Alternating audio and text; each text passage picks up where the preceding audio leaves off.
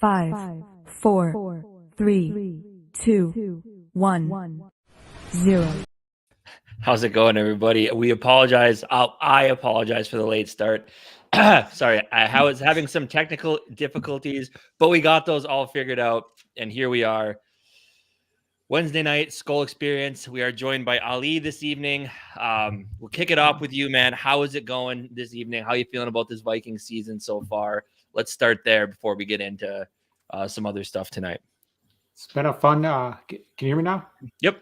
It's been a fun winning streak, and I know, like many, after Kirk went down, I mean, oh man, it just looks like the season was potentially headed for disaster. But Josh Dobbs, man, oh, he's been fun to watch, man. I mean, I'd still much rather have Kirk, but Dobbs is giving us reasons to be excited again. You know, it's been fun to watch.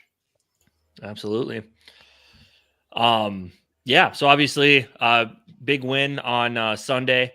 Big win that potentially could have been bigger if we played a little bit more aggressive in the second half on both sides of the ball.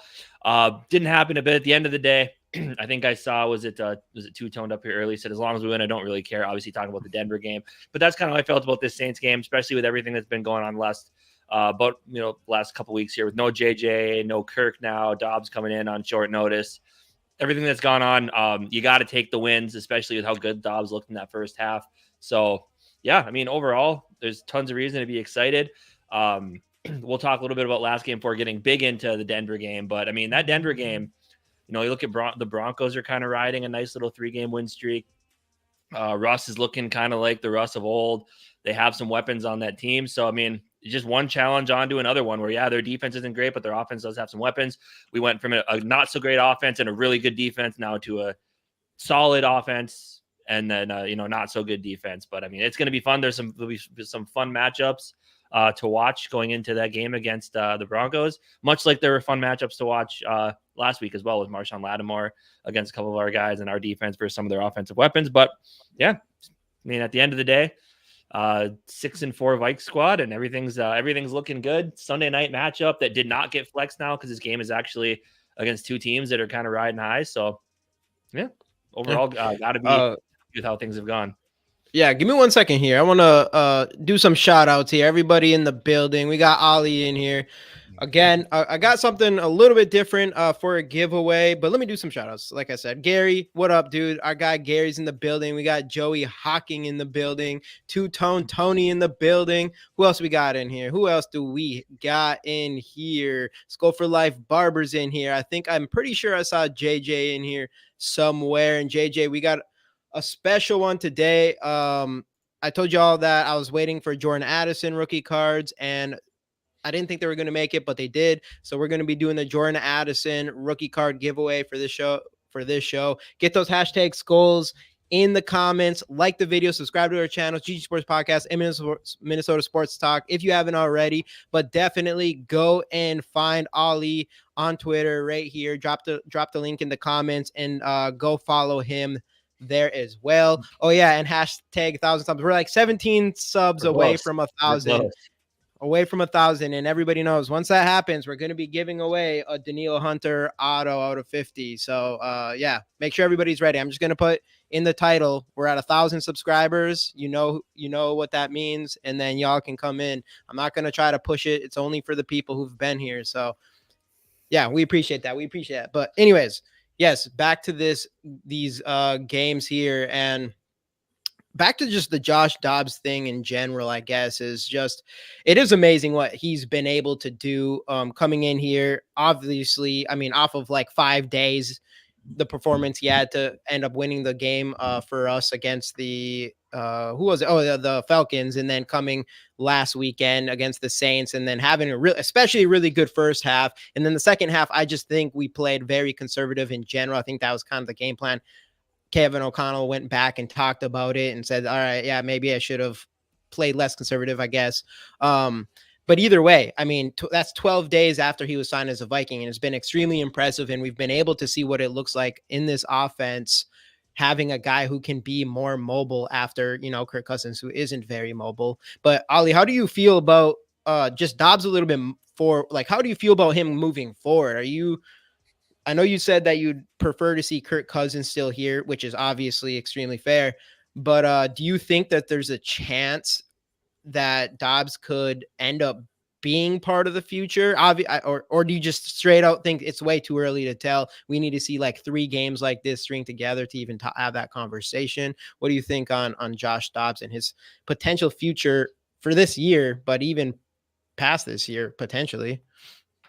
Yeah, it's still pretty early, but yeah, I mean, if he has another 3 good games, I mean, you got to consider him for next year. I'm not saying they should just automatically say goodbye to Kirk. I mean, but like it's not. It's gonna be a tough decision. I mean, and also you have to also wonder too. I mean, I know Dobbs is a career backup, but you also have to wonder. Okay, the more he gets familiar with this team, once he gets JJ back, and also KJ was out the last game, and he already has a very nice chemistry with TJ Hawkinson. So you have to wonder, could he perhaps end up being the guy going forward the next few years, perhaps more? Yeah, for sure. Dave, I know I mean, obviously we know big Kirk guy, right? One of the biggest Kirk guys in our group. Even watching Josh Dobbs has to be pretty fun though, right? No. I mean, hey, I don't know if you see me on Twitter, but that's all I'm talking about. And yet, nobody has actually came out and called me a Dobbs meat rider for someone did for supporting our quarterback. Nobody's called me a Dobbs stan or delusional or don't you know he's got a losing record? We got a losing record quarterback. Nobody's tweeting me talking about how bad he's playing when he throws when he bounce passes to a guy in a flat. Everything's great. Everything's great. Mm-hmm. So I'm freaking all about it, man. I nobody believed me when I said next guy up. I start rooting for that guy. That's how I am. I'm excited to see Dobbs play, but I am realistic. Mm-hmm. We played one good quarter this last game. We scored 3 touchdowns in the second quarter, assisted by a lot of penalties, and he's a closer. I love him in the red zone. So that's what helped this team. That first 2 drives should have been intercepted and 3 and out. And then the second half, no offense whatsoever. So we're still there. I mean, I'm talking to a guy next to me. This feels like 98. And then the second half happens. Right. So, and then the first game, he dug his hole, but he was able to get out of it. And that's what I liked about him. So he is saving Kevin O'Connell for maybe conservative play calling. We haven't thrown the ball downfield yet. What was the longest pass he's thrown to TJ Hawkinson for that touchdown? Probably, right? So we haven't seen the deep ball yet. Madison throw last week was decently long. Madison? And the Addison throw the week before that, he got his feet down in. Madison was Jaron Hall's. Yeah, Jaron Hall. That was Jaron Hall. Yeah, Addison when he got his feet in against the Falcons, that had to be what? That'd be like 30 yards. So we haven't nothing too crazy, I guess. We haven't gone deep yet. He's had a lot of open dudes, right? Like they're completely wide open, and he's getting like 5 seconds to throw the ball. So everything's working. We haven't seen him with a lot of adversity other than the adversity he caused himself. So that was the first game, obviously, and we are not gonna fault him for coming off the street and playing football. He played better than anybody could imagine. Not knowing people's names and being 5 days in. So I think a lot of fans are pretty realistic. They say, hey, he's good. Let's see what's next. And I did a poll on that, but it leans to him being a good quarterback. And he's a guy that could keep it going. And I feel like as long as this offensive line keeps doing what it's doing, and he disperses the ball a little more, 15 targets to TJ Hawkinson, 15 to the next 4 guys. So I don't know if that's the offense or is more comfortability but shout out to TJ Hawkinson. He was open, right? There's a couple passes where he didn't lead some guys enough, and then there's the TJ Hawkinson where he led the guy into the defender instead of the sideline. That was, I think, on the first or second drive. But I want to see. I haven't seen like tight window throws that he like. Oh my God, that was a dime. Maybe once or twice. I think early TJ Hawkinson in the first game, he threw a real nice ball over the defender high, so only TJ could get it. So there's been some really good throws. And then there's been a bounce pass and another off throw here or there. But for the most part, same thing. Cousins does, has had off throws too. So I think he's good, man. I think we got something here. And we'll go on to the next topic, but I'm sure we'll talk more about it. But me and Rapp went into deep and what his market will be in the off season. I mean, it's not a good market for quarterback. Like what did Case Keenum get from Denver that year after $20 million year with us? Yeah, is that over 3 years or that was a 3-year deal, right? That was 2 years. Each year is worth $20 million. Each year is worth $20 million. Okay, I mean, hey, if Josh Dobbs keeps playing this way, it's one of those weird things. Like, would you take him at that number next year? But that's back when the highest quarterback was making 30. That's true. So it would go up. Now they're making 53 or 57. Just kind of caught lightning in a bottle that year, and then next year went on to. But again, I'm going against. I like Dobbs more than I like Casey Keenum. Yep, I'm going against my own thought process. So let's just enjoy this season and talk about next season when this season's over. So I got to get back into that mindset. Well, but the thing obviously with Dobbs, it is only a couple games. I mean, there is a reason why. So, I mean, there's a reason. I mean, this is what everybody wants to say. There's a reason why he's on his 6th team or 5th team or whatever it is, which is definitely true. Doesn't mean it's impossible for a quarterback to, find his groove at this point. It's pretty rare, but it has happened in the NFL. Obviously, a lot of us will talk about Kurt Warner, as that's like the most recent memory of something like that happening to the extent of a Hall of Fame. But it is still just. I don't think Brady's gonna games, make the cut. Well, Brady was a gem. Like it's the difference was Brady was like a late round pick that became really good, like Russell Wilson or whatever. Well, as far as like a 4th round. Yeah, Dobbs. But then as far as like a journeyman, Dobbs was 4th round. Yeah. As far as like a journeyman Joe Montana was quarterback, 2, I believe, right? Who's that? Wasn't Joe Montana also? Okay. 3rd round. Yeah, like that happens more often than like a guy who's been in the league for 6 years and then decides to, I'm going to be a good quarterback. And like the Kurt Warner example, I think Dobbs has shown flashes though. The thing with in his first 4 years of his career, first 4 or 5, he barely got any playing time at all. But also he was playing behind Big Ben, which I mean, you're not going to get a lot of playing time there. Still, I mean, I guess in Tennessee had a really good showing. He had a pretty good 2 for 2. I think he ended up getting a strip sack for them to miss playoffs against the Jaguars. So that's an example. And then Arizona. And obviously, I mean, these are his first time in his career that he's gotten true, meaningful playing time. And obviously with the Vikings, this is the first time he's gotten not just good playing time, but also with a lot of good talent around him. So it'd be interesting. That's one thing. Like I know a lot of people say like can't get too premature on Dobbs left. I do think we still have to see a couple games. Obviously, one thing that's absolutely clear is the dude is in it. And I'm comfortable saying elite, but elite as far as avoiding pressure and moving the sticks with his legs. So that's something I think is unquestionable. But what you're saying, and I do think he has a strong enough arm to make any throw he wants.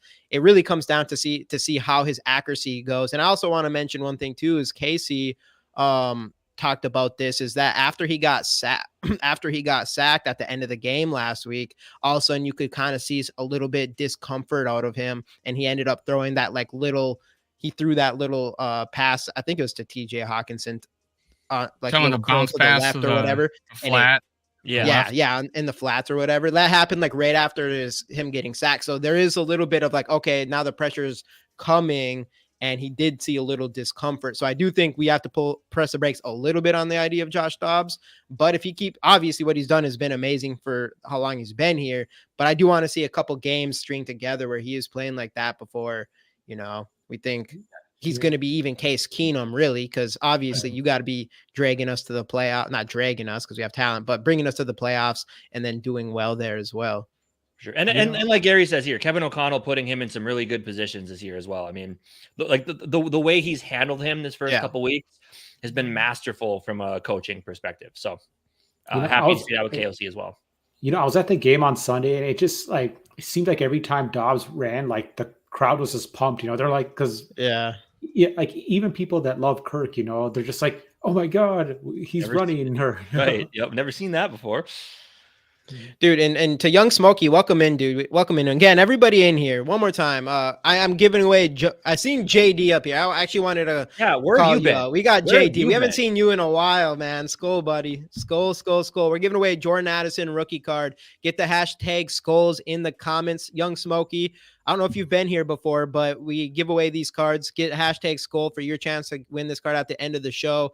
Same with you, Marcelino. We're giving away a Jordan Addison rookie card. Hashtag skull in the comments. Like our video. Subscribe if you haven't already. GG Sports Podcast and Minnesota Sports Talks with Sport Talk with Dave. And also we have our guest Ali on here and at Ali on here. And you should go to his Twitter and follow him there. But yeah, back to well, I want to say something like Sarah said. He improved from Atlanta to the Saints. Obviously, he had another week to prepare. But what I liked about it is he protected the ball a lot better. He protected the ball a lot better, and that's what dug him a hole. And he was a little more comfortable. Well, I mean, the pocket was so like his touchdown. That pocket was a Grand Canyon wide. He didn't get touched. And he ran around, got in the end zone, right? No one even touched him. So we're yet to see, because the first game, he fumbled because the pocket collapsed on him, right? It knocked out of his hand. Mm-hmm. And then the safety was him, 3-man rush getting sacked. So this last game, obviously, I felt like they protected him even better this game. But the best thing about it, I thought, was that he protected the ball a lot better. He didn't hold it out there willy-nilly and stuff like he was doing. A lot better. I was impressed. What were you saying, Ali? Oh no, go ahead. Oh, I was just gonna say, and there's times where he was just making right decisions by not seeing anybody open and throwing the ball out. I've been saying that a lot of these shows, but just been throwing the ball out of bounds and stuff like that. So I think the guy has all the talent in the world. He definitely does, and it's just, will he be able to? There was only one play. There was only one play where I thought he could have waited a little bit longer and a guy was coming open and he ran it instead, but he got 5-6 yards on the play. So it was a positive play. So and that was just like last week with the touchdown he had running. Mm-hmm. There was guys open, but he scored a touchdown. So how can you complain about that? Anyway, he gets in the end zone. I don't give a F. Yeah. So Dave, like you're talking about, was Hawkinson's touchdown the longest one? That was 28 yards. Jordan Addison's 29-yarder on the first possession. We got tipped off the defender. That was that should have been a pick. Yeah. But Kirk should have had a pick against San Fran, right? And Jordan Addison ripped it out of the guy's hands. But that definitely was. Yeah. That was right in that dude's hands. Yeah, I think once JJ comes back and Dobbs gets more familiar, I think you'll then see O'Connell calling for more shots downfield. Yeah, play action would be awesome. With Ty Chandler. Ty Chandler, imagine if Ty Chandler takes off this next game, what our play action game or taking shots down the field will look like. They're gonna have to bring more people in the box with Dobbs' running ability, having the design of that one play where Ty Chandler took the direct snap. They thought, well, they're spying Dobbs, so let's take a man out of the play. And they moved him over to the right, and then they had one less guy on the left side. So they man on man and wide ass open run into the end zone. And I know he had that touchdown call back, but that was a very nice run by Chandler. I don't remember who it was. That's him, man. That's what I think of him right there. Who was called for that penalty? I don't remember who, but that was a nice run. Brian O'Neill. Oh yeah. Yeah, and speaking of the running game, one thing me and Dave have talked about before is about Madison. Like, there's been plenty of times where I've seen him run, and I'm thinking if he had just slightly a little bit more speed, he could have run for at least another 30, 40 yards. I mean, Mm-hmm. Yep. Yeah. I mean, Especially in and those big, I've especially those also, games where he had 90 some yards. Those 2 games. Mhm. I think with him, I mentioned this before. I think with him, it's almost like I think he's getting into his head too much, where he feels like he needs to be that lead back, so he needs to make a play. Where his game has always been to change of pace to Delvin Cook, where Delvin liked to dance around. He was always the one cut, get the ball, charge up the first hole you see up the middle, and go right. And I think he's been trying too much to where when that first look isn't completely open, he's trying to bounce it outside, and he just doesn't have the lateral quickness to do that. It's just I don't know. I think he's just trying to play beyond what his skill set is. And I think he just needs to get back to playing Alexander Madison football, which is just get the ball and just go. I think he's kind of losing that a little bit, just trying to make something happen on every play. And it's just, I don't know, something about it just isn't working. Like the guy still has talent, but I mean, if anything this year, he's just showing he's not like a lead back type running back. And that's fine. Every team, especially in today's NFL, having those two different types of running backs is huge, right? But now it just comes down to Kevin O'Connell seeing that and just giving more opportunity to some of those quicker guys like Cam Akers, who wasn't used nearly enough when he was here. Now you got to do it with Ty Chandler. You got to make it a 50-50 split just to keep the defenses guessing a little bit. Oh, Cam Akers would have been so nice to have one going play forward. where he missed a hole. Cam Akers was nice. But Kenny Nwangu, man, he got in there, pressed the hole, wasn't there, bounced outside. That would have been tackled on the spot if it was Madison. He would have, and Madison has been indecisive. And when, like for instance, Kenny saw it was clogged. He pressed the hole, it was clogged. Boom, broke it outside.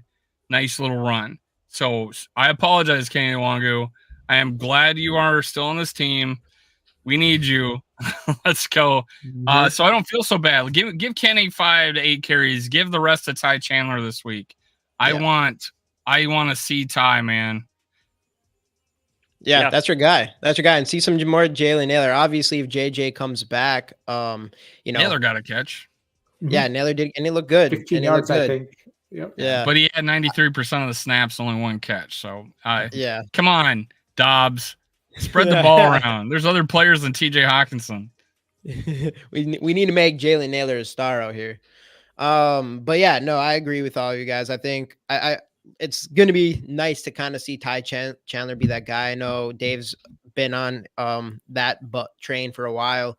But yeah, the Kene thing, I do think he is a guy. I think out of probably any player on our team, if someone's has an opportunity to break a big play, he's probably the one to do it. Obviously, that's why he's the kick returner as well, because he's probably the fastest guy on this team and has the ability to, find holes and, break one loose. So I do think that's a good thing about him. And I do think that's another reason why you should definitely give him at least a handful of touches. But do I think like he is a smaller guy? I'm not sure if he's going to be able to handle a lot of physical tackling and all that kind of stuff. So I do think it does feel like it'd be more of like a gadget type of situation.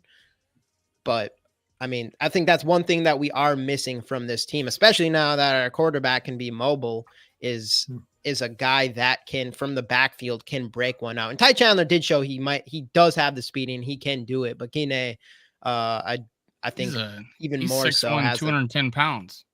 Who? Chandler? He's a small dude. Kene? Oh, Kenny's 6'1", 210. Ty Chandler. Is he really? Yeah. Oh wow. Okay. Well, I never knew him to be a small guy. Going on rap. And then 5'11", and then Ty Chandler's 5'11". He just seems like he goes down. He seems to get. He doesn't. Maybe it's just his running isn't aggressive.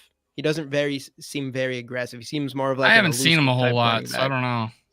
Yeah. And he never got. He was always the backup at Iowa State, so I don't know. Yeah, and Dave, when Ty Chandler had that touchdown out of the Wildcat, I mean, I couldn't help but think about the Percy Harvin days. Mm-hmm. Absolutely. Yeah, I mean, I could. Here? And they used them to split out too. So it's nice to have Ty Chandler in there if you're down a receiver. That's a nice thing. Yeah, and Ty Chandler was a part of that 2022 class, which was labeled a bust for a while now. I mean, he's looking decent. Andrew Booth is looking decent. Yeah, and Lewis Seen, unfortunately, still can't get on the field, but thankfully we got 3 good safeties. In the Minnesota Vikings team history right now. I'm telling you, best kept secret on I the team. mean, Next year, watch Moose out. getting more playing time. Asamoah's probably going to have a big part in this next game. We have a starting right guard out of that draft. We got Ty Chandler's going to be our lead back. We got Jalen Naylor, who was our third receiver. Who knows what happened? KJ Osborne's coming back, so he's our number one again, right? He's just going to take over as number one receiver. Now it's still Jordan Addison. I know, but hey, I don't know. Does he lose his? Did he lose his job to Addison? I don't know. But and then Nick Muse, man, he's still on the team. He's still on the team. And I think they opened up his window to return to practice today. So who knows, right? We'll have too many quarterbacks, too many receivers to choose from going forward. Young Smokey, I definitely do think it's the ribs why Hawkinson likes to turn, especially these last couple weeks. I know. I mean, I've never had a rib injury, but I thought it was the oblique.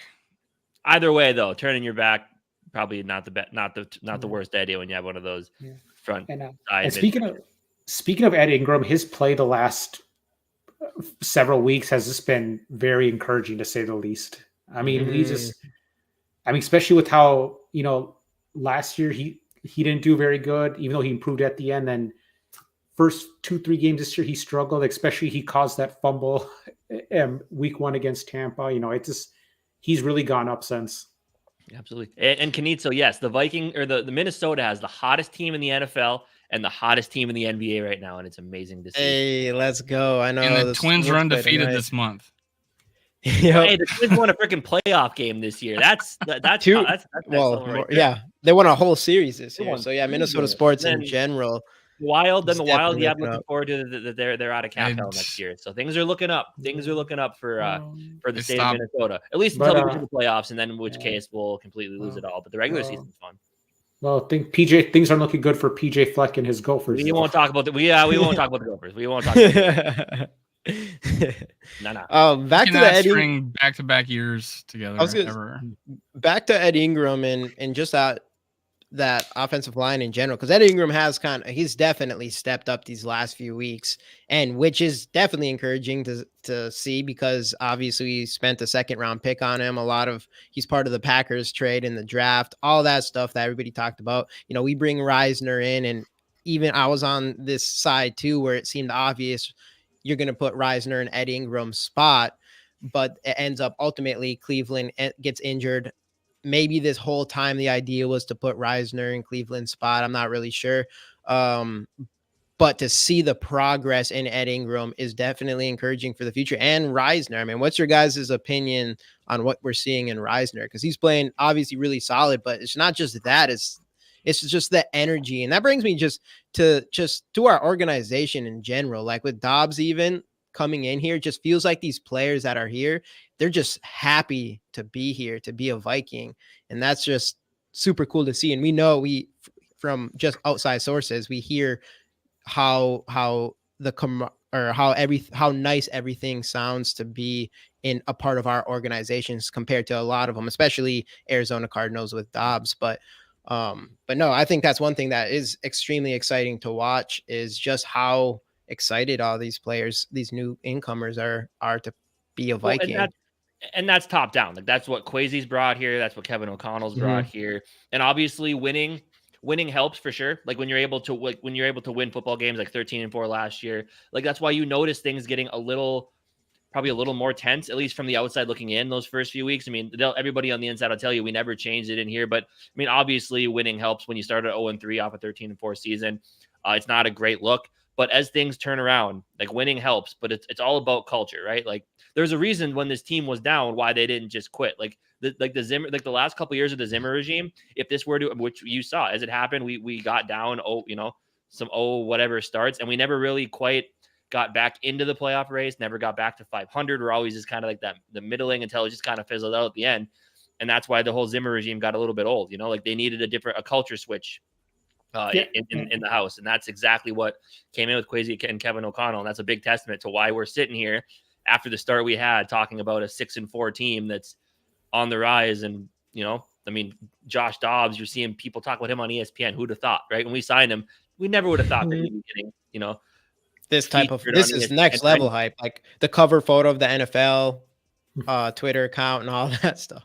Right. Absolutely. So it's like, and that's, again, it's a testament to what the new leadership has brought, and a testament to the Wilfs, who have always been this type of ownership that wants, this is what they want. They want teams that are competitive, and that's what you want out of, like, you don't want people that are just going to quit. You want competitive people that don't give up on a season, even though you start out 0-2, 0-3. You know, it's right. It's good. And you're talking about the culture. I mean, you can just tell how much O'Connell loves the players and how much they love him. I mean, you could just, like, it's very easy to sense that, you know. And Yeah. and you know, and Zimmer did some good things, but you know, with how the last 2 years went, it was time to move on. And you can just tell O'Connell has just changed the whole culture. And you know, you can just tell the whole organization just is really embracing him altogether. And he's got energy. Like, on the sidelines, a player makes a big play, and he's out there fist pumping harder than most of the players are. Like, that's what you want to see: the energy, the fire from your head coach. Does he need to get, you know, maybe a little? I don't want to call him soft, but does he need to get maybe a little less nice in certain regards? I think so. But as time goes on, as he gets used to the job, I think he's going to learn that. But for now, his attitude is what this team needs, and it's working. It's working, absolutely. Yeah, and if it's top down too. Kwesi's bringing in guys that fit. Right, Cam Akers fit. You know, Dalton Reisner fits. You know, making a tough choice on some players, but bringing back a Jordan Hicks. People thought that was dumb. I didn't. I thought that was if you were going to get rid of Kendricks, you needed to keep Hicks. And I get a little tired when first few weeks of people telling me that we didn't have any leaders on this team, just because they're not screaming and doing dances coming out of the tunnel doesn't mean that we don't have leaders on the team. The fact that we came back from 1-4, that we had guys decide, you know what, we're not having fun. Let's plan some celebration. Sure enough, boom, we're turning the ball, we're getting turnovers. Hey, you know what? Let's change up the music. I like Creed. Let's play Creed. Let's rally around that. Apparently we stole that from the Texas Rangers. I found that out. Oh yeah, but we stole the skull clap from Iceland. So Iceland soccer team. Let us use it. That's not stealing. Well, we use it. We use the Creed thing better, so it's ours. Well, now. anyways, they want a World Series though, so we'll. We have leaders throughout this team. And the proof I have is that we were 0-3 and now we're 6-4, and there were conscious decisions by players on this team to rally around, if it was a touchdown celebration or a song or just their work ethic or their dedication to not turn the effing ball over. How many people laughed at KOC for going to the internet to find things to help him for ball security? Oh yeah, what are we 5-0 since then? 5-1 since then? I'm like, no, YouTube teaches you everything. You can find anything you want on there. Whatever, Amazon or wherever you got that stuff. But you talk about Jordan Hicks. Yeah, the decision to bring him back was good. Although I was surprised a little bit that they brought him back. Well, Anthony, I wasn't, because we wouldn't have had any linebackers. We would have had we had one guy. We'd had one guy die. We would have had die on our team. That would have been our linebacker. Well, I mean, the Anthony Barr thing is. I mean, I was surprised too, because I just didn't even think of, like, obviously when Jordan Hicks goes down and you're thinking like, all right, you're gonna have to bring someone in. Anthony Barr just didn't really pop in my head. All of a sudden, I was like, oh, I didn't even realize at that point that he wasn't even playing football right now, or even on a team at all at that point. Well thought of play. Another Kwesi decision. Well thought of player. It was a guy they actually looked at trying to keep. Didn't let it happen, but it wasn't because they didn't like him. So now he's back. You know what I was thinking when that happened? I'm like, we finally get a 3-4. He goes signs for $3 million in Dallas, and I'm going, we can't afford $3 million to bring a guy back to play in a defense that he was made for. Prime Anthony Barr would have been a perfect fit for what we're doing. I was just about to say that, actually. I talked about it on Twitter too. I mean, Barr was good in Zimmer's scheme, but yeah, like he was just his skill wasn't set rushing was always, him. Yeah, but his skill set would have been perfect for the 3-4 defense. I mean, yeah, because rushing the passer was always his strength. Yeah. In college, he was I still mad that we don't have Aaron Donald and we had Anthony Barr, but I will always say that. That's the guy I wanted in that draft, and he went 12th overall, and Barr went 9th or 17th. I forget what Donald went, but yeah, I will always remember that. But hey, I like the fact that we brought in a guy that's familiar with the community, familiar with the organization, and a good guy. I don't know how to do this. JJ, They're asking who's better between. JJ's trying to start something here in the Casey's better. Casey's better. It's no, easy. That's as Sarah said. It's a tie. We run this show together, so it's a tie. I'm gonna go with the guy that wasn't almost late. amassed 1,000 subscribers. I'm going with the guy that wasn't late. Hey now. Nothing else I mentioned you guys too is how about Marcus Davenport if he gets healthy? I know, yeah. Right? And that's what a good point. What was that surgery he had called again? The tightrope surgery? I'm like, that doesn't sound They just fun. come up with new ones every year. The tightrope. Yeah. So did you guys hear Anthony Barr is going to be wearing 54? Yep. He asked. Apparently, he asked Kendricks if he could Eric Kendricks to ask him if he could wear it. Cool. Yeah, no, I think that was really cool. I mean, yeah, go ahead. Oh, I just thought that was really cool that obviously Kendricks would probably they're like best friends or whatever. And then I totally forgot. I was like, who's 55 on our team? It's Andre Carter. Yeah.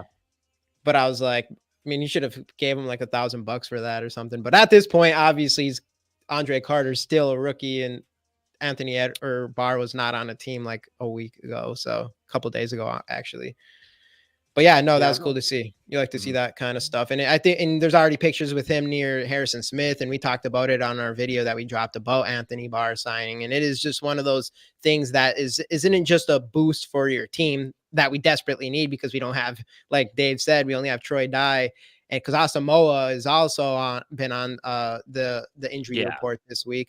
So it's like, so we're going to need him to that extent, but not just from like a playing standpoint, just from even like a morale standpoint and the veterans standpoint and knowing that they're close with Anthony Barr. Like if one of my buddies that I played with for like 7 years or however long it was, ended up back on the team, you think that only lifts them up even more. So I think it's like, it's an interesting decision because he's not from the KOC or Quezzy's era of football, but they still decide to bring him in. So it makes you think like, hey, they're not only thinking from a talent standpoint, they're also looking in this as far as just like a morale thing, which again brings back the whole idea of just the culture here in Minnesota, which is crazy. And, you know, it's good because in a state where you have high taxes and cold weather, we need to do whatever we can to bring people up here. The cold weather thing is a little bit over. I mean, it's cold, but come on. Minneapolis isn't too bad, but once you get to like Duluth is pretty brutal. Duluth is very cold. Then you got it's brutal, and that's where we're from. So that's what Minnesota in my head is like Duluth. And then I know, I mean, because Anthony Barr his contract was up this season. KOC came in, right? We didn't cut him; his contract just expired. Yep, and then Zadarius Smith was signed. Yep, that's what it was. Because I know Kevin O'Connell did say today is like obviously we talked with Barr, a lot that last year, but we just couldn't find a way to make it work monetarily to keep him here, just in the scheme what we were doing on defense. I thought he was gone once we signed Zadarius. So yeah, that's also fair. But what do you think? Anything else, or should we move on to talking about this? The Denver Broncos on Sunday Night Football. Yeah. What are we feeling, boys? What are we feeling? I think it's going to be Denver fun. Broncos just beat the Bills. Right. Dude, and the Chiefs the week before. Yeah. And the Chiefs was that before? It was before their bye week, right? Yeah. Yeah. For Denver's bye week. Before we get into that, what about the Bills? Like are things just stale with the Bills right now? Like, I mean, I really feel like if they don't win the Super Bowl, Sean McDermott's probably gone. And at this point, if I'm freaking Brian Daboll and I'm seeing that, I am trying my best to lose so much that New York gets me out of there and go back to Buffalo. Yeah, probably. Josh Allen is really good, right? Like he's like the modern day what you want at quarterback, but man, that guy makes some really bad decisions sometimes. I don't know if it's him just trying to do too much or what have you. Obviously, you got Stephon Diggs just doing Stephon Diggs things over there in Buffalo. And outside of that, they don't have a ton of receiving talent. So, I don't know. It's weird. I think there's a very good chance Diggs is going to ask for a trade after the year. I think there's a pretty good chance. Yeah, especially think with that's his fine. brother tweeting out like, "Get this guy off this team" and stuff. I, Which is I didn't see that, but I heard something about that.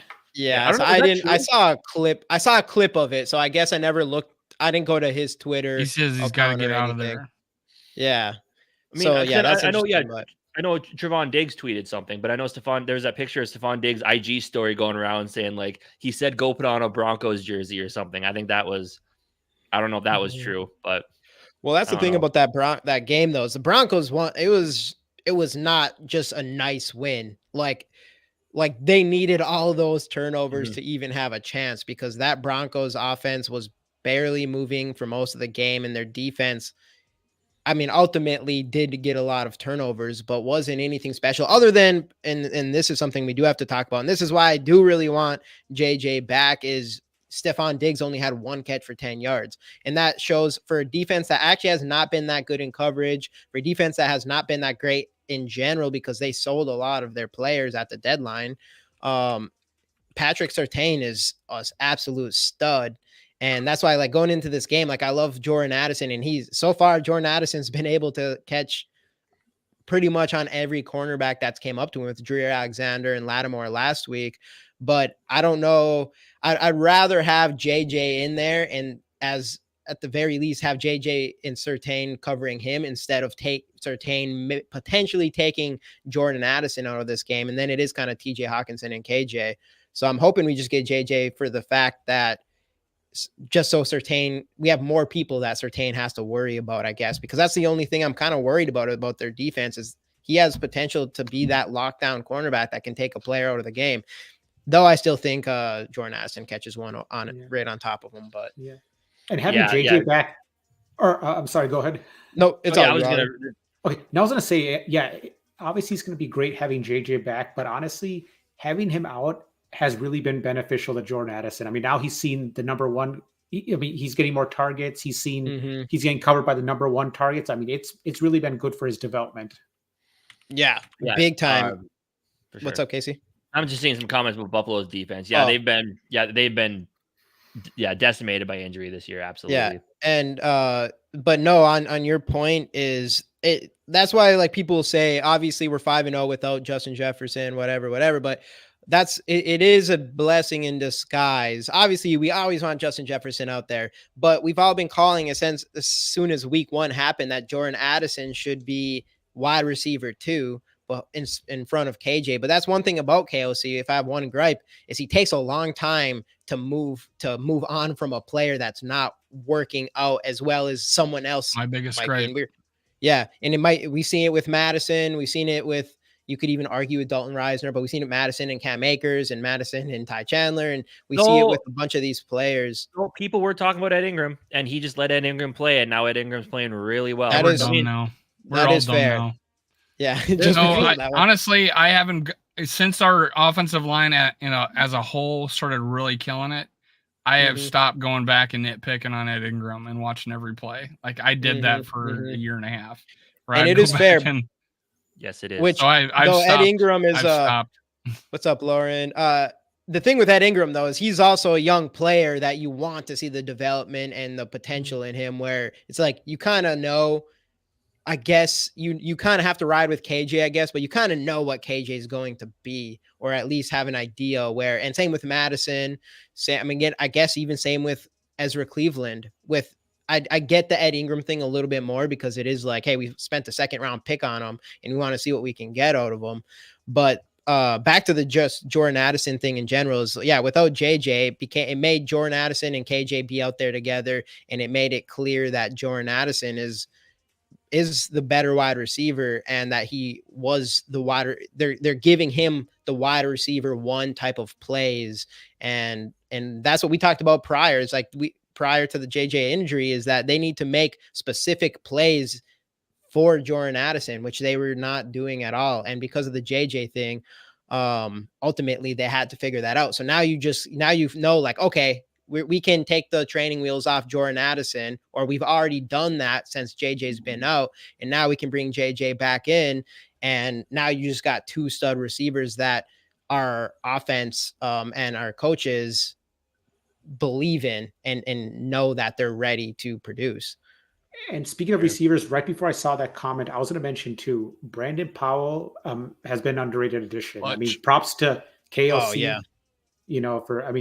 I'm sure KLC absolutely had a huge role in telling Koisi, hey, come on, let's bring this guy. I know who he is. Mm-hmm. I mean, it's because he had the big touchdown against the game-winning touchdown against Atlanta. Mm-hmm. He had a big third down conversion against the Saints last week.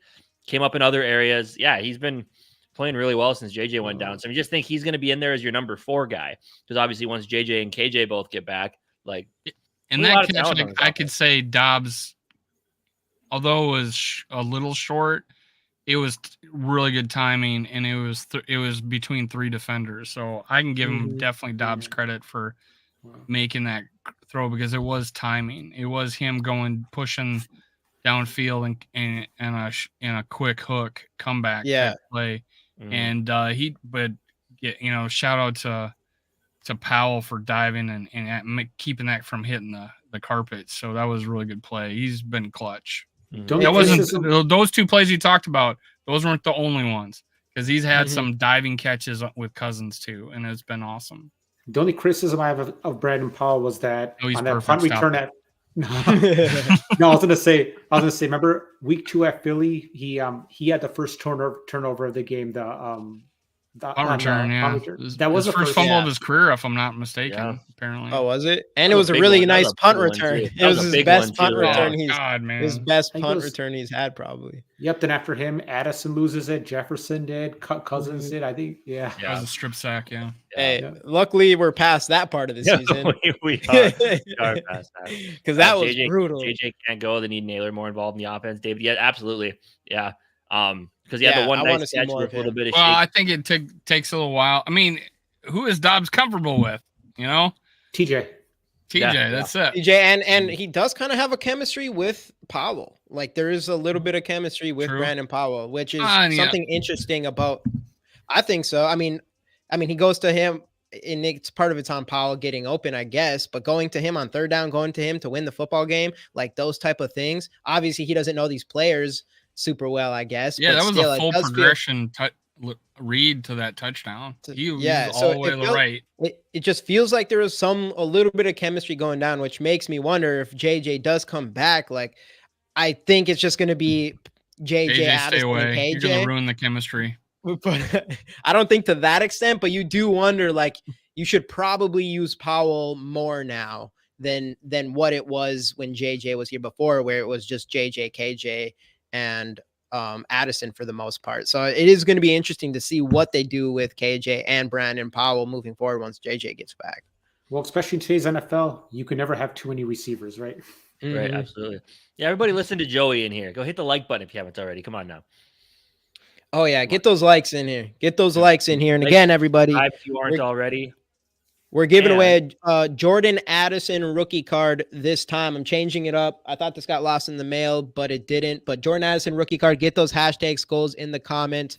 Like the videos like Joey Hawking has said. Subscribe to the channels if you haven't already. GG Sports Podcast and Minnesota Sports Talk with Dave. Everything is in the description. And then go follow Ali on Twitter. The reigning nice guy in Vikings Twitter from last year. I don't know, is Dustin going to have his little Viking thing again this year? I know he's talking about last year. I think he is. He is. He does it every year around I think this time or December he does. Okay. I know last year he's just not going to have queen of Twitter, I don't think. The Vike Queen thing got a little out of control, I guess. That one got a little out of hand, unfortunately. But going into this matchup against Denver, it's like, yeah, their defense doesn't scare me, but their offense sort of kind of does. It's a little bit strange because Russell Wilson can obviously, he's shown it, like especially the last few weeks over there in Denver. I mean, obviously when it started, we were like, Sean Payton is not making that big of a difference. Still playing as bad as he did last year. But 260 yards against Kansas City and 110 throwing, so it's not that great. Yeah, but he started to look a little bit more like the Russell Wilson of old. He does have talent on the team. Cortland Sutton was because I remember 2 years ago, Cortland Sutton was supposed to like just absolutely explode. Then he tore his ACL and it kind of put him back a year. Jerry Jeudy, I remember when he was supposed to be the most talented receiver in the 2021 or 2020 receiving class. Obviously JJ holds that spot now, but I know he's he still has talent. Javonte Williams has come around. So I don't know. I mean, obviously, like I'm not afraid of their offense, but Russell Wilson, when he's on, he is that type of quarterback this team has struggled against. This year, obviously, we played much better. I feel like Brian Flores actually, unlike defensive coordinators of the past, game plans specifically for the quarterback. And I think we've been really good about our edge rushers containing them and keeping them in the pocket. I mean, Russell Wilson can still beat you from the pocket. He's shown over his career, but he's way more dangerous when he's able to get outside and move. So I don't know, man. It's I mean, I don't have huge concerns over their offense, but I am just a little bit concerned that if Russell Wilson is on, it could be a tough one. Well, Ooh, I mean, his Draymond last 5 games, huh? Damn. Here's his last starts: 193, 114, 194, 95, 196, and they have to go back 6 games to where he broke 200. Well, the thing with Russell Wilson, and if you watch that Buffalo game, it's not just as him getting his yards, it's his ability to escape pressure. And a lot of those are short, but he does have that ability still. Touchdown? Yeah. Yeah, that was insane. And just like the way Russell Wilson is able to extend and just kind of drop it in the bucket. He's one of the best. Like he still has that. And he's one of the best in the entire NFL at doing that prior to last season. And then this season, obviously, he's still not the same, but he is showing a little bit of that Russ magic is really what it is.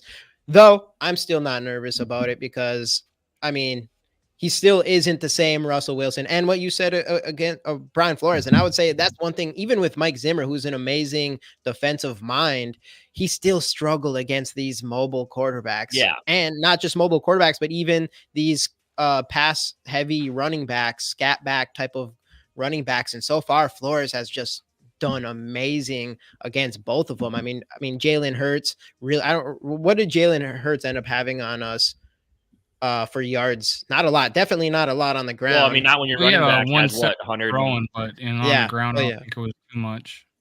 Yeah, the actual rushing was pretty bad in the second half of that game, but he's done an amazing job. And yeah, it is the difference that Flores brings. And it just shows you how good, a coordinator can really be and how much of a difference that actually one single thing as a coach can change an entire defense. Just make sure we don't have 12 miles on the kicking a field goal. Russell yeah, Wilson we got to make sure that. Sorry. He had 140 yards total offense against Kansas City, rushing in for one. And Javonte Williams has been really good. And that's something I think if there's an X factor in this game, it might be him because he's been getting ramped up and he looked really good before his, was it an ACL, I think, last year. And now he's getting like 20 carries a game and he's looking pretty good. And obviously it's been a really weird season as far as a rush defense goes, because 1 week it's terrible. And we need to go get a defensive tackle right now. We need to go get Akeem Hicks right now. And then the next thing you know, what was I going to say? Then the next week, all of a sudden their running backs does nothing against our defense. So I don't know, maybe it is just mostly scheme, but give Flores raise. Yeah, we need to give Flores whatever it takes for him just to stay around. Though it's going to be hard to pass up a head coaching job. Denver's running back, the only thing that worries me. I mean, yeah. Again, I mean, but I'm not that worried. No, but if Wilson gets on, I'm just saying he has the weapons that could hurt our defense if we let it get to that point. So again, I still think we win this game, but I just have that feeling that if Russ can get on, that he could give us a few problems. But I just feel like Flores has been so much better about scheming for whatever quarterback you're playing. So yeah, I mean, it's true. I mean, obviously Wilson's not the same as he was before, but yeah, this year he's been playing good. Yeah, he's got 18 touchdowns, 4 interceptions. I mean, I remember what his stats were from last year, but last year he didn't look very good. But so I think he had 16 touchdowns, 11 picks. He has more touchdowns this year than he had all of last year already, and it's only halfway through the season. So we're trying to overhype him up here so that he obviously falls below expectations. You guys are Lou Holtz. He just sucks. I mean, that is the truth. And at the end of the day, again, we've played against Kansas City. We've played against the Eagles. We've played against some really good quarterbacks with even better wide receivers than they have there. So I do think, and in both those games, you could have argued saying that those should have been won. So that's why I'm not worried. This isn't I would say even the offense last week is probably more worrisome than the Broncos, I would probably say. And their defense. I think the Saints is a better team than the Broncos, in my opinion, especially the defense, because the defense for them has not been good. And yeah, especially in not in coverage other than Surtain, and just overall, I think they have like the worst the worst tackling grade in the NFL right now. Yeah. Do I still think Flores bolts after this season? I think it would have to be. I think it partially has to be for the right opportunity, and I am really curious to see if the whole lawsuit thing actually does affect his standing to get a head coaching position. It'll be really interesting to see how that goes, but I would love to. I mean, I'd love to see him stick around here another year. My big hope is that obviously I'm really hoping that when O'Connell signed him on, there was some sort of conversation about having the next guy ready to go just in case he does leave after this year. Like, I hope there's someone on the staff that they're grooming to be the next defensive coordinator of this football team. I really hope that's the case. That third preseason game, both of them gave up play calling to an assistant. Did that? I didn't know that. Oh yeah, Wes Phillips got the call. Yeah, no, Flores had someone else do it too. I don't know who that was though. That'd be interesting. Interesting to Better find be out the who. next guy. It'll be interesting though, because it's like, what can you learn in one season? You know, hopefully a lot, but I don't know. Yeah. But yeah, just the fact that this team has had so many injuries and has won 5 in a row. I mean, that is huge props to this entire coaching staff. Yes, absolutely. That's the biggest thing.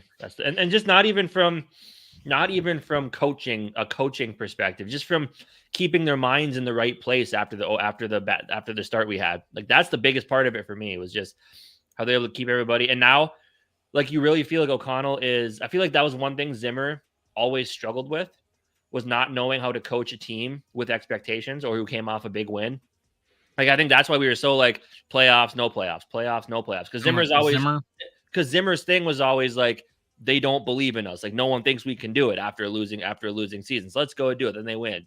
And then there's the expectations on them. Like, hey, now, like, you guys are a good team. We have you after the 2017 season. You're number 1 in the power rankings. And then he doesn't know how to coach a team with expectations. And we drop down with disappointment. A couple years later, he's fired. Where Kevin O'Connell, I was worried about that at the beginning of this season.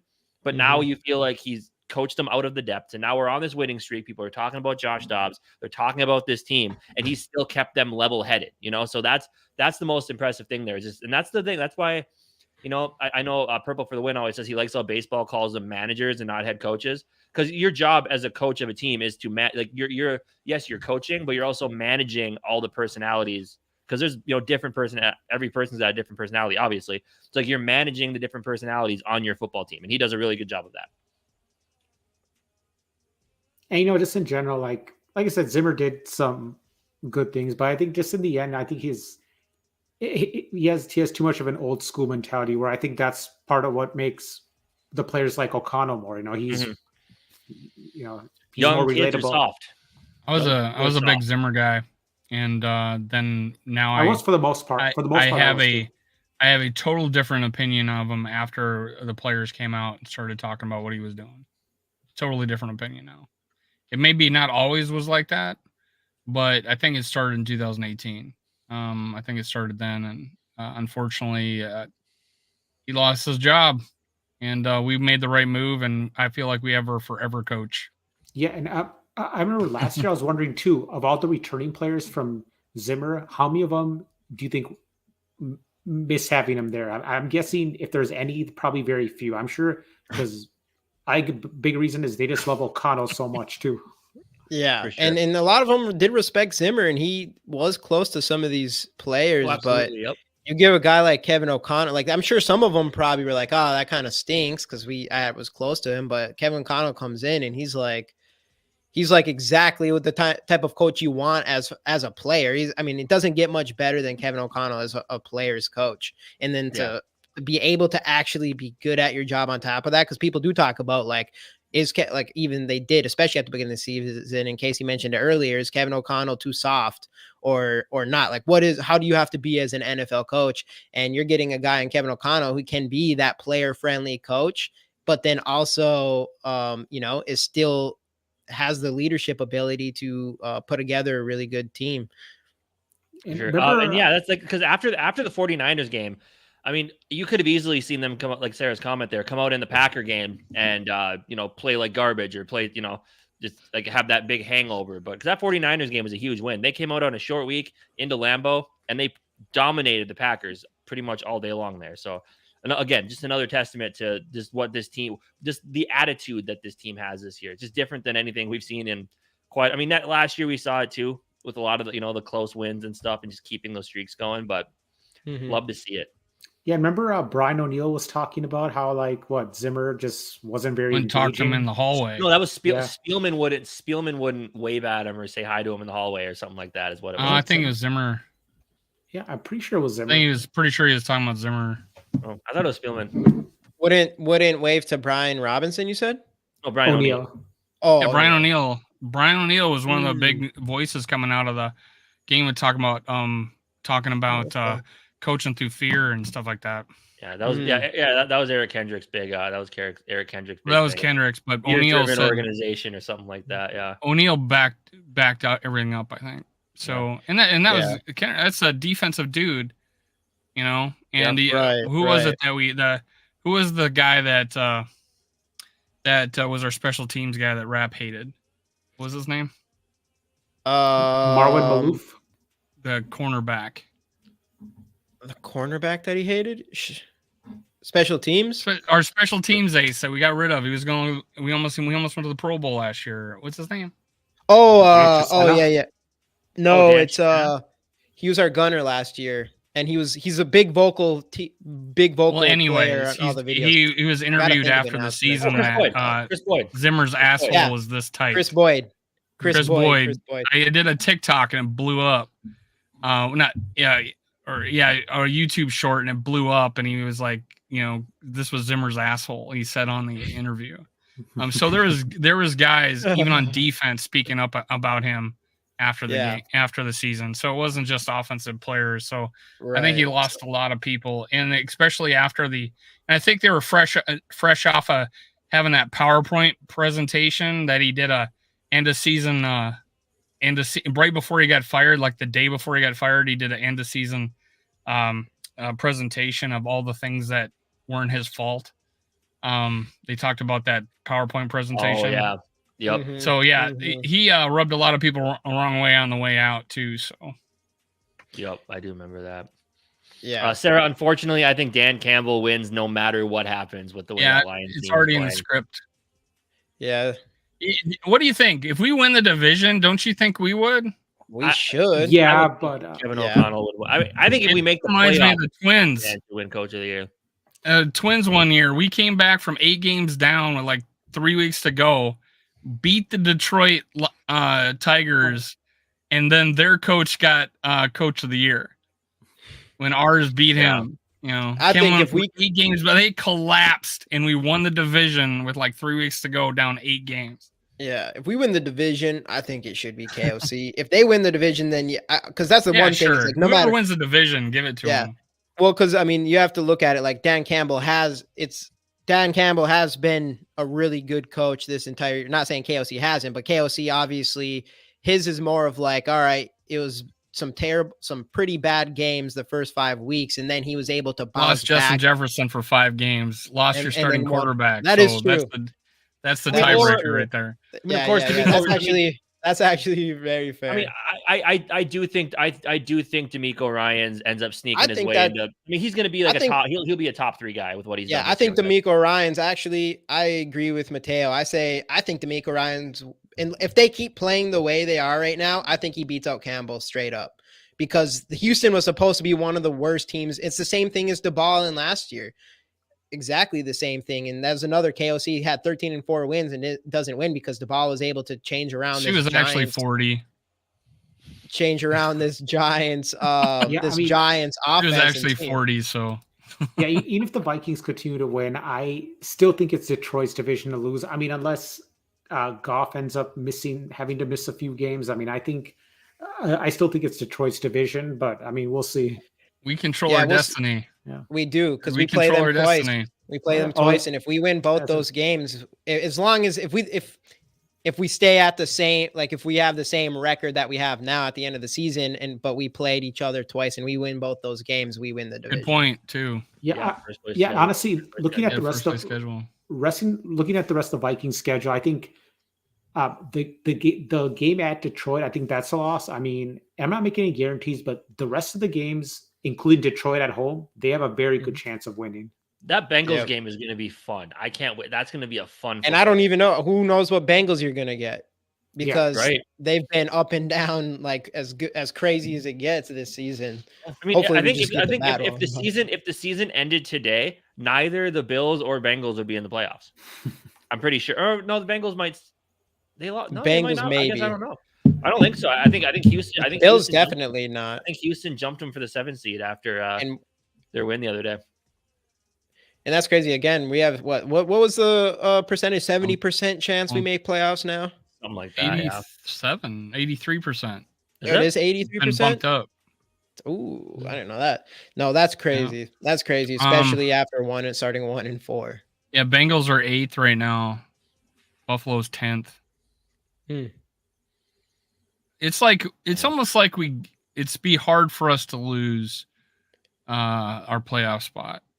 Mm-hmm. Buccaneers would only be the only team I'd be like, Because they have the. Does they head-to-head have matter when it tiebreaker. comes to tiebreakers, or is it just like conference record first? I forget. no, No, it's tiebreaker. head-to-head first.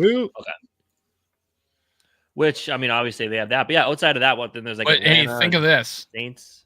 Think of this. We win the division. That means we'll have a hell of a damn good record. We have the tiebreaker over San Fran. We could be the 2nd seed. Hey, let's That could be fun. go. That could be fun. How huge would the win over Philly have been? Oh man. Oh, Yeah, no I shit. know. Yeah. Be the 1 This is- seed. Yeah. It's just this is such an Now interesting they're 8-1 season, right but now. I know we could. I mean, we should have beat the Eagles. We should. I mean, who knows if we would have beat the Chiefs, but at the very least, we were right there to tie it up, and we definitely could have. Man, those are crazy. Those are crazy. And then Yeah, of all the games that they lost, without a doubt, if they had to win just one of those games, no doubt I'd pick Philly. oh, Yeah, Dude. of course. and it was NFC. ours to win. And, we're We should've won. 6-2 in the conference and 2-0 in the division. That's incredible. Yeah. Ooh, is we're about to Watson be- deal or Wilson the worst trade ever? I would say Watson. It's 'cause not Watson- Wilson anymore. 'cause Wilson's since still he's playing playing. good. Wilson And Watson got playing. fully guaranteed. Watson was fully guaranteed. Was it 230 million? Was it? Something like that. That's crazy. It's And now definitely he's just- Watson now. I was thinking Yeah, Wilson it's until he Watson. started playing good again. Yeah. People are gonna be like, the Deshaun, Watson. I thought it was your thumb that hurts. Why are those ladies touching your? You know what? Never mind. You just keep doing you, man. You just keep doing you. I really think the Bears game could be, or the letdown game could be the Bears next week. When we're gonna buy, we will have to still take. Better them not, seriously. because this Bears fans talking shit to me, and I want to keep it up. I Oh, mean, they're I gonna think the big destroy thing though them. it is going to be a home game. They'll have a little extra time to prepare because it's a Monday night game that week. So I think it'll be fine. I think like Kevin O'Connell doesn't really seem to have like he had a couple letdown games last year. We got absolutely. I don't feel as violated. worried because our defense is playing so well. You know Yeah. what I'm saying? Don't you feel a comfortability? Like, Yeah. oh, Brian Flores has got this covered. Yeah, and It honestly, does. oh no, go ahead. Oh, I was just saying it does. It's all you. No, I was gonna say honestly, the end of the Saints game, I was not as nervous as I was in previous game. I was just like, this team just feels different. They've been Mhm. since O'Connell's come in, they've just been so good at closing out games. For the most part, that I was like, I just don't see them losing this game against the Saints, even though it kept getting closer. I was like, you know what? I think this game is ours. Yeah, I didn't feel any nerves. It Not- didn't feel like very this was little. a team. Yeah, it didn't feel like it was a team. And you can say a thing about the Timberwolves too, because the Timberwolves, even more than the Vikings, you're always waiting for the other team to turn the Come back game from around and 20. beat you. Yeah, exactly. Every time. And the same thing with the Timberwolves. Like you're feeling, because our defense is so good, but you feel like you're confident that that's not going to happen when you watch these Wolves. And it is with the Vikings too. And it is a lot to do with Flores. But the whole time it was like, I don't know, you're kind of waiting for a mistake to happen. And we saw two of them with Jameis Winston throwing 2 picks, but you're just waiting for it. Like I never really felt nervous. It didn't really feel. It doesn't feel like that team where you're just waiting for it to happen. It's like, same old Vikings or same old Timberwolves.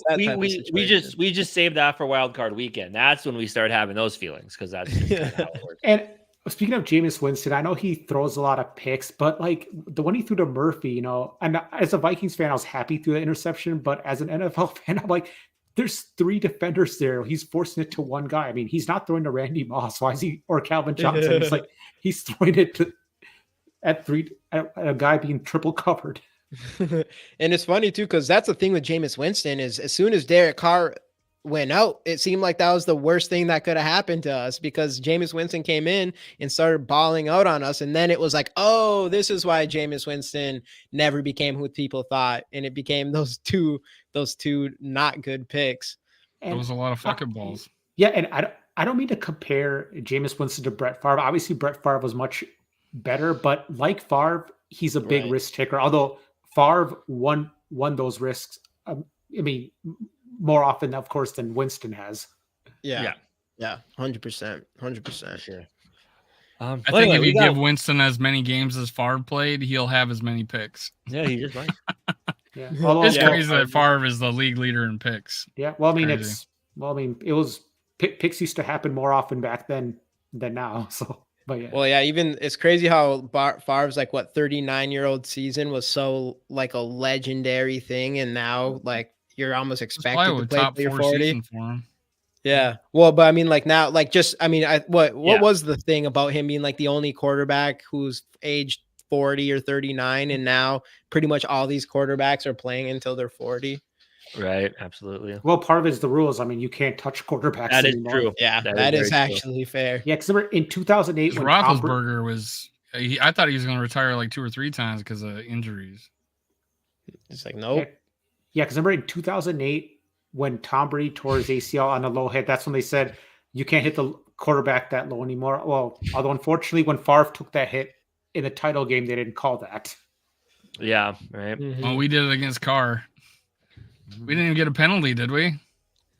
What, the high-low hit that knocked him out of the game? No, we didn't. We didn't even get a penalty. I mean, it was I guess I don't. I mean, obviously they're looking at the Danielle Hunter. That's a clean hit by Danielle Hunter. It's like, who's the other guy? Was it Wanham? Because the other guy did go a little low. Did go a little bit low. Well, I think he had his back turned to him too. Like he had fallen down. Like he wasn't engaging him. I think it was more like they might have took it as like he hit him and he knocked him over a guy that was on the ground rather than 2 guys hitting him. Speaking of penalties, how ridiculous was the one that was called against Danielle? He has his helmet ripped off. And I'm like illegally getting your helmet ripped off. Penalty 15 yards. What the worst call of the week for sure. Dude, of the year. I mean, because it's weird because like if you look there is like he does have the hand up in the helmet, so it's like a fair call if he doesn't get his own helmet ripped off. Like I just don't understand how you can just miss that. Yeah, and then say hands in the face, number 99, and then the replay just immediately shows Danielle Hunter get his helmet. And wait to say like this guy. I mean, some players would have been pissed. He handled it. First, I thought the penalty was on Harrison Smith for some reason. I'm like, because he's the one that hit him. But then all of a sudden, I'm like, wait, why is it on Hunter? He's the one that practically almost had his head ripped off. That's dumb. Yeah, dude. Yeah. But back to this Broncos game. Is there anything else you guys want to talk about? That's the thing with this game. It's just like to me, it just feels like a game we should win. I felt the same way against the Falcons. I felt the same way against the Saints. It's just like this is a game that I think we have the more talented team and we should just win. I think our defense is better than the Broncos. I think our offense is better than the Broncos. And Broncos defense is dead last in yards. I would have been happy if they would have flew up there for the week and practice there. You know what I'm saying? Yeah, that is true. Everything. Yeah, that's like elevation. Getting used to elevation. That's my only problem with this. Yeah. Yeah. Which when I lived there for a while, I do get it. I thought I was like sick or something for like the first week, but because I had low energy and I'm like, oh yeah, duh. And that's why I was upset where we just flew in on a Friday in London last year. Mm-hmm. But the last time when we played Steelers, we came there for an entire week.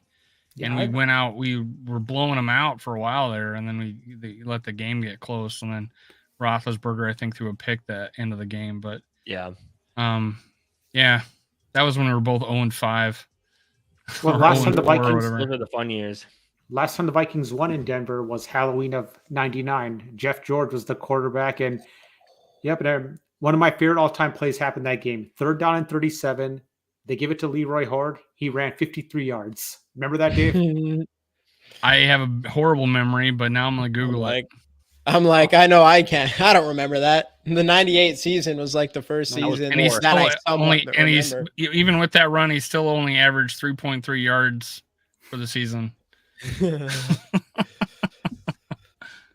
No, I didn't remember I'll something see like if I- that. I remember a big play by Horde. I don't remember the game or whatever, but yeah, I remember a big play. I'll see if I can put How that old clip are in our you, chat. man? Ollie, how Me? old are you? 37. Okay. Yeah, I'm getting old, so yeah. Yeah, so old. Shit. I feel Well, if I wasn't I wearing, feel it. well, if I wasn't wearing my hat, you could see some of the gray hairs, and I'm losing some on the top. Pull it out. No, Same here. I'm 50, so Casey's 29. under I was 30. 29 and I'm losing hair. So I keep the hat on all the time. Yeah, I was in the 8th grade that year, that '99 year. I became a fan in '96. Okay. So hey, you became a fan. So I you don't became a remember fan not of. being a fan. Were you living? How were you living in Minnesota your whole life? Yep. And then you just became a football fan in '96. I guess you're only 6 years old, or no, you're in 6th grade. No, fifth grade. I was 10 years old. I was a casual Vikings fan. '96, '97 became a I diehard gotcha. fan. But Yeah, No, which just, is funny um, because yeah, so the 3rd grade, I pretty much was just a Michael Jordan fan. Then 5th grade, Vikings, Wolves, Twins. Yep. yeah. Yep. And then that's funny because when I was around 8th grade when it like took the next level of Viking fandom, and which was Adrian Peterson's rookie year, was 2007. But that was the Drafted year him in that, the 3rd round of my fantasy league and won. 13 Did you- team league. I would pick Dude, 13th.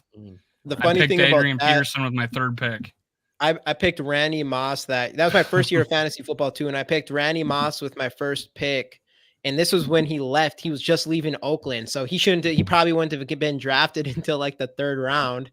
But obviously, I was still like a big Randy Moss fan. I didn't know anything about football really, and I picked him number 1 pick, and he ended up having his 20 touchdown season or whatever. Yeah, I think I was also your TO had a big season, and I was in another league, and this dude picked up TO and Moss, and it was like, holy shit, he won the league hands down. Those guys had like 4,000 yards and 30 touchdowns. No, not when I first became a fan in '96. Warren Moon was the starter quarterback, but he was injured a lot of the year. So Brad Johnson, for the most part, was a QB. So yeah, so '96, '97, both years they made the playoffs at 9-7. They could not sell out. They had 5 games that weren't sold out, and then '98 Moss came, and they just sold out every game since then. Yeah. I know, that's hilarious, and that's when I was like a young kid and being like, hey, people, like that's how it got my attention, was Randy Moss. So for us, it's like we never had like the idea, like the Vikings in the '80s. I basically have no idea anything almost about that era. It's like the '70s. I know because it was like the Super Bowls and all that, but then the '80s, pretty much blank for me. I started watching the first Brett Favre year, so I'm just sitting there like, what's everybody complain about this team for? They look amazing, and then NFC championship game happened, and then the next 14 years happened. I'm just like, oh, that's why. Okay, cool, got it. Yeah, and now you know more than now you know for sure. It gets brutal out here. It's brutal out here, but hey, we got 4 minutes till Timberwolves tip off, so we got to move some things along here. Okay, we got back.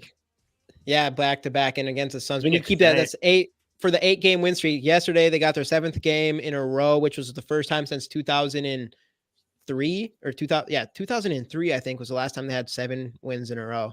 So that's pretty crazy. But again, everybody, Jordan Addison card here. We're going to give it away pretty quick here. So get your hashtag goals in the comments. Like the video if you haven't already. Subscribe to our channels, GG Sports Podcast and Minnesota Sports Talk with Dave here. And then go follow Ollie on Twitter. I put the link in the chat again. We're going to give this away. So, score predictions. How are we feeling? 27-17 Vikings. Ooh, he already knew. He already knew. Ollie knew what he's coming in for. 27. I'm gonna go like 27-17. I'm gonna go like 24-17. Win by a touchdown. That was mine last week. God, I do like that. 24-17. I was pretty close. I was what 27. I was 24-20. We won 27-19. Yeah, that's pretty close. That's pretty close. I'm gonna go with we got JJ in here. Too many basketball games. Oh, I love it. I love when the Wolves are good. It's just like when any Minnesota teams are actually good, it's great. Otherwise, if they're terrible, then it's like Like but, I will say that like this last year for the Twins was the most fun I've had watching Twins baseball in a long time. Just because they were 2002. Yep, definitely. Just because they were looking. Yeah. I mean, they were frustrating so many times this year where they're like, God, they should be better than this. Like when they would lose 3 out of 4 to Detroit, but they just kept it interesting just long enough. And what'd you say was the last time we won 7 games in a row? 2003, I think. We won 7 last year. Not in a row. Detroit, New Orleans, Chicago. No, Miami, for the Arizona. Timberwolves. Oh shit! I thought you were talking about. I thought we're a Vikings YouTube channel, so I didn't know we're talking about Timberwolves. Well, we changed. Hey, Mr. Minnesota Sports Talk over there. Hey, I started out as a Minnesota sports channel. Yeah. So yeah. Well, my cover picture is KG and Jordan. So. Jordan. I know we need to recreate. I know everybody's talking about. We need to recreate the Anthony Edwards the Kevin Garnett, Randy Moss picture with Anthony Edwards and Justin Jefferson. I don't know. That's why only that after JJ gets his money. JJ's got to get that extension. Yeah, JJ does. He has to get his money. Yeah, because Ant got his money. That's true. The day he signs it, they should put him over here in a room and have a camera shoot. Yeah, that'd be sweet. And then Jaden McDaniels and Jordan Addison. All right. Hey, what up? Noah Kyle Lee. What's up? So, I never even gave my prediction. I'm going to go with 30. I'm going to go 30-14. Ooh, 30-14 points. I didn't give mine 30-17. And Dobbs is going to continue this magic. I'm going to be optimistic here. He's going to continue this magic and play. And that's another big thing from last game that I was most impressed by him was no turnovers. And let's hope he keeps that rolling. Should have had one right away, though. I just saw something else, too. Another reason why I don't want to see a lot of big plays by the Broncos is you keep hearing that horse sound in the background. Oh, God. Yeah. We just like to hear wait, I have it on here, right? There we go. It's very quiet. Hold on a second. There we go. That's what we want to hear. Amy, is 21 entries a record? It might be. I don't know. I think we've had it before. I think we have it again. All right. We're going to run this thing. Jordan Addison. I know you guys, even though Justin Jefferson rookie cards are worth more, I probably exhausted it a little bit. So we got a Jordan Addison rookie card in here. Let's give this thing away. You have to be here to win. You already know the rules, and we stick to them. 3, 2, 1. Let's go. Who do we got?